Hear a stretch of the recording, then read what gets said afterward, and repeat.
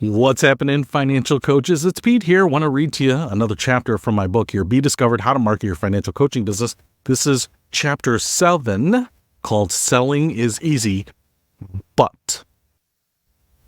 Let's talk about the elephant in the room when it comes to building a financial coaching business, selling and acquiring clients.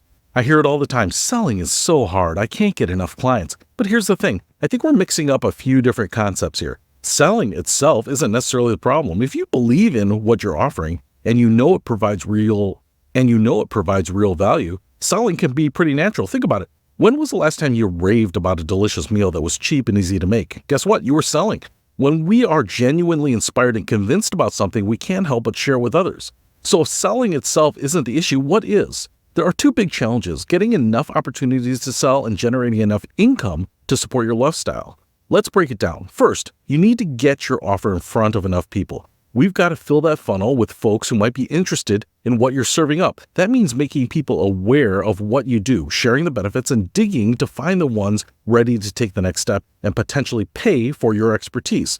But even if you're a master at filling the funnel, there's still a question of translating those opportunities into cold, hard cash. I've talked to coaches who only need to bring in $2,000 a month to keep the lights on. Sounds doable, right? Well, not so fast. In the world of financial coaching, generating even a couple grand in revenue can be a tall order. And don't forget that $2,000 has to cover all your business expenses. Taxes, and other fun adult obligations before you can pay yourself. When all is said and done, you might need to bring in $2,500 or $3,000 just to make ends meet. So if you're struggling to close sales and not hitting your income goals, the solution isn't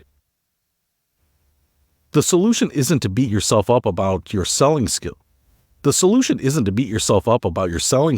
Instead, focus on getting in front of more people. And yes, that might mean doing things that make you a little uncomfortable, like handing out flyers or speaking to a room full of empty chairs. Trust me, I've been there. I've presented to ghost towns, chatted with an audience of one, and had people spilling out into the hallway because the room was so packed. You never really know what you're going to get, but the more you put yourself out there, the more chances you have to spread the word and make those sales. So there you have it, my friends. The secret to selling your financial coaching services isn't some magic script or sneaky tactic. It's about believing in what you offer, getting in front of as many people as possible, and not being afraid to do the legwork, even when it's cringeworthy.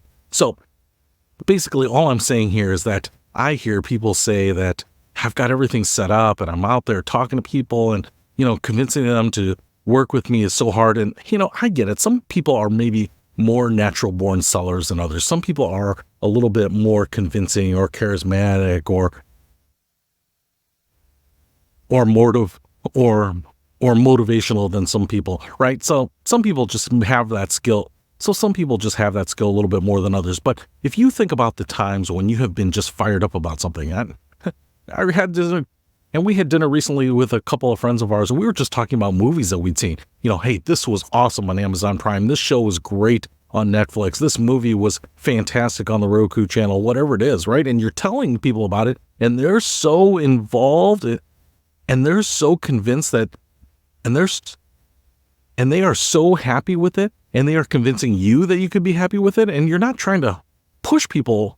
And it's not like you're trying to push people into watching what you watch. You're just trying to give them something that you think is going to enhance their life, right? And so many people, I think financial coaching is not going to do that. They say they think it's going to do that, and they repeatedly say it, and they even have words that kind of convince people of it, but they're still reluctant because they're like, I don't know if I really am a great financial coach. I don't know if it really can change your life. I don't really know if it's worth the money that you're going to pay for it.